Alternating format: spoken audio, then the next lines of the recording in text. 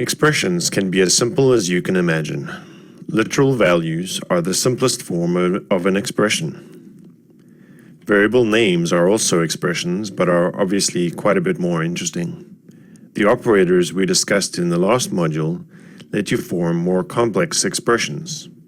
You can even use parentheses to group expressions together.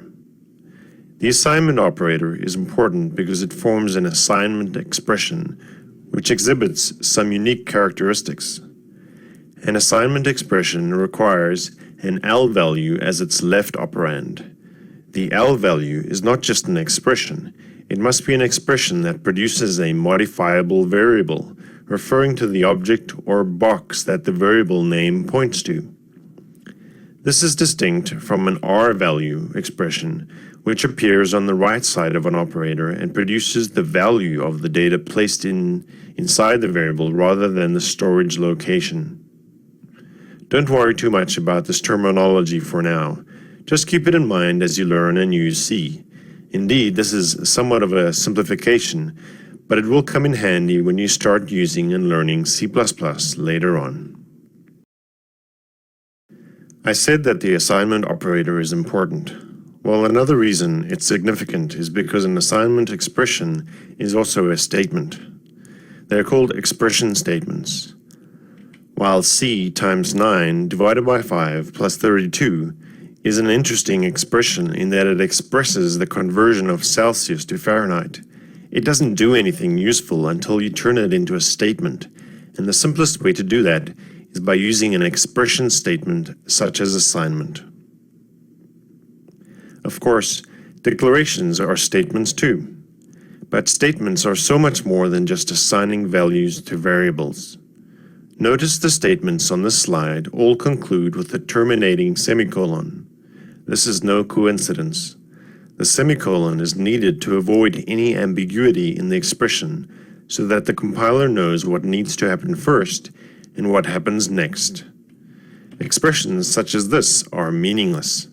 Shall the semicolon go before or after the increment operator, producing either a postfix form of B or a prefix increment of C? An empty statement such as this is, however, perfectly valid. Finally, you can also write compound statements, often called blocks. A compound statement can appear anywhere where a single statement would otherwise appear. It is what you would expect, a sequence of statements, treated as if they were a single statement. The compound statement can also be devoid of any statement, in which case it is equivalent to the empty statement. Unless you're writing a program as simple as converting from Celsius to Fahrenheit, odds are you're going to need to make decisions, or select among different choices. Indeed, if you wanted to support bidirectional conversion, you would need to make a selection at some point. Perhaps the most commonly used selection statement is the if statement, which selects between two alternative statements given a single expression. The else portion may be omitted to perform a conditional action rather than a selection. There is, however, no else if statement. Since the if statement is itself a statement, we simply combine two if statements together. You can thus chain together an arbitrary amount of if statements. It is also a good idea to use compound statements within if statements for clarity and maintainability, even if there is only one statement initially. Good indentation also goes a long way, but your preferences may vary. The compiler doesn't care. Computers are great at crunching piles of data, and piles of data usually takes the form of sequences, streams, tables, and so on. Such data sets usually needs to be iterated over. At the very least, some statement may need to be executed more than once. For this, we can use a loop or iteration statement. The simplest of these is the while statement, often called a while loop because it loops or executes its statement while the expression is true. The while loop will only execute the statement if the expression is true. After this statement is executed, it will once again evaluate the expression and repeat as needed. A variant of this is the do while statement, which is only slightly different in that it will always execute the statement once, repeating as needed until the expression is false. These two statements are simple to comprehend and will get you a long way. There is, however, a slightly more complex statement that, although harder to grasp at first, will give you a lot more mileage in the end, and it's the for statement. Just soak in its richness. It may take a while to get used to, but after some time it will become second nature. The for statement has three expressions within parentheses. These work together to determine whether to execute the statement. The first thing that happens is that the first expression is evaluated. Regardless of its outcome, the conditional expression is then evaluated. This expression defines some truth. If it evaluates to true or non-zero, then the statement is executed. After the statement has executed, the loop expression is evaluated, but again, only if the statement was executed. After the loop expression, the conditional expression is always executed to determine whether to execute the statement again. This will be a short slide, but well worth noting. From within a loop, you can jump out of the current iteration of the statement. There are two ways to do this. The continue statement will immediately stop the current iteration, but allow subsequent iterations to execute subject to any conditional expression.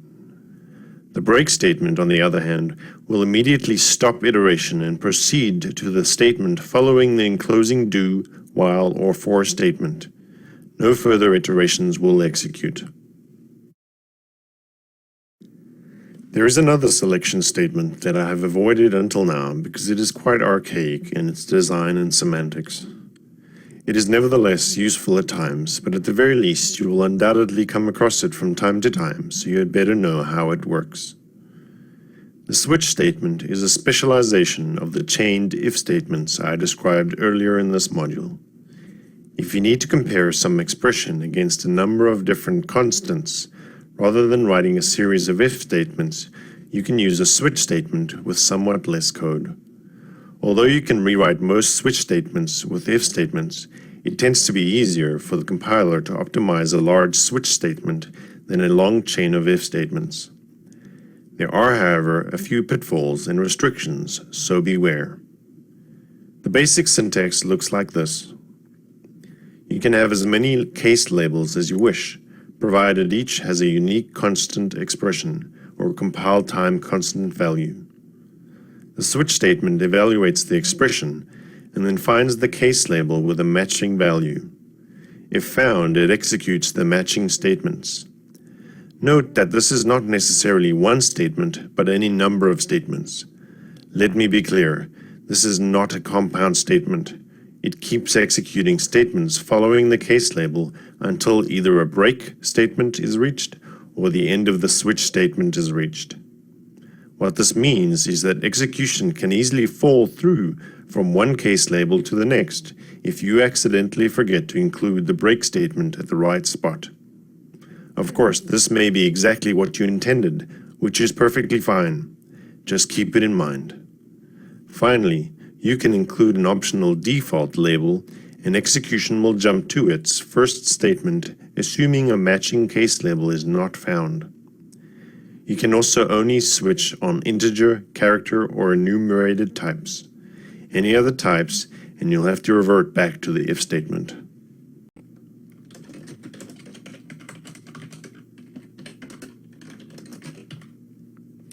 In this example, we'll write expressions to convert between Celsius and Fahrenheit.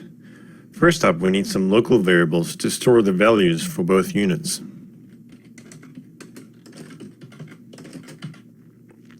Let's keep it simple for now and initialize C with 34 degrees. Then we can initialize F for Fahrenheit with the equivalent temperature in Fahrenheit.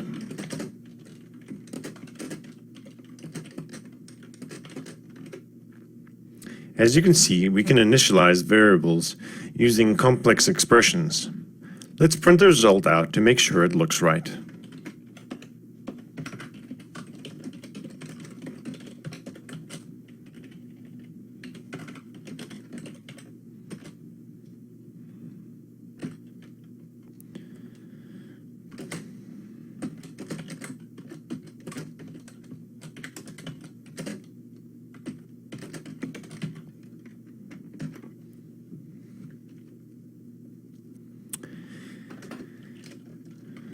And let's give it a go.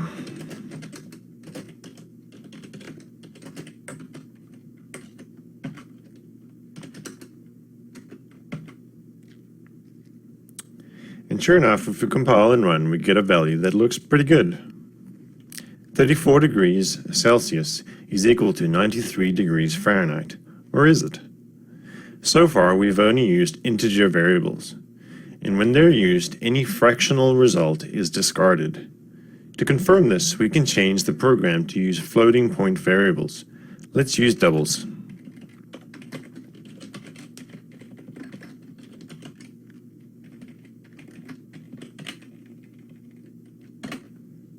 That last step is important. The printf function needs to be told that the subsequent parameters are no longer decimal values, but should be formatted as floating point values. Now if we go ahead and check, we can see that the result is a little more accurate.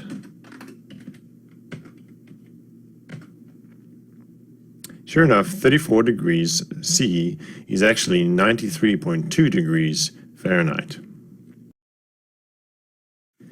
Now let's use an if statement to allow the program to convert in any direction.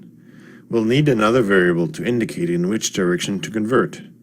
I really like the idea of having a Boolean data type. Just because C doesn't have a built-in type doesn't mean we can't create our own.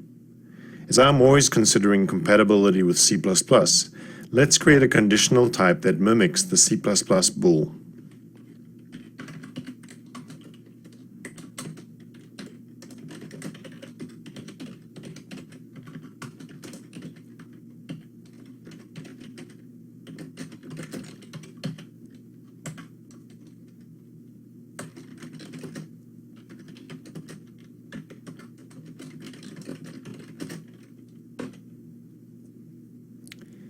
That's about as close to C++ bool as we can get in C. The hash if, or if not defined, is another preprocessor directive that conditionally includes the subsequent lines of code depending on whether the C++ identifier is defined. This identifier will be defined if you use a C++ compiler rather than a C compiler. In this way, we can conditionally typedef a bool data type as a char. I use the char since that represents 1 byte of storage, similar to what C++ does for its bool data type. I also use the hash-defined preprocessor directive to create C-style constants for true and false. I can now add a bool variable to the main function to select in which direction the conversion should be performed.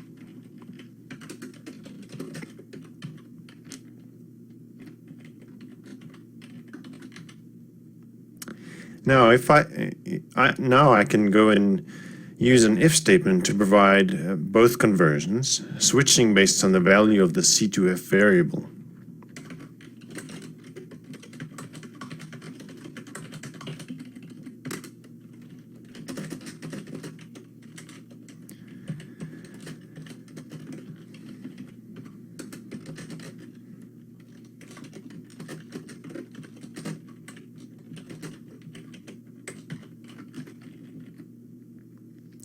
Converting Fahrenheit to Celsius requires the equation to be reversed, first subtracting 32 before multiplying by 5/9 rather than 9/5. To ensure that the subtraction happens first, I needed to use parentheses to override the natural operator precedence.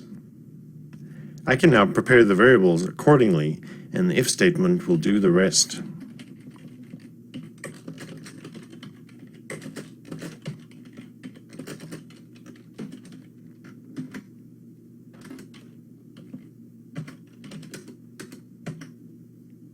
Sure enough, the Fahrenheit value was converted to Celsius.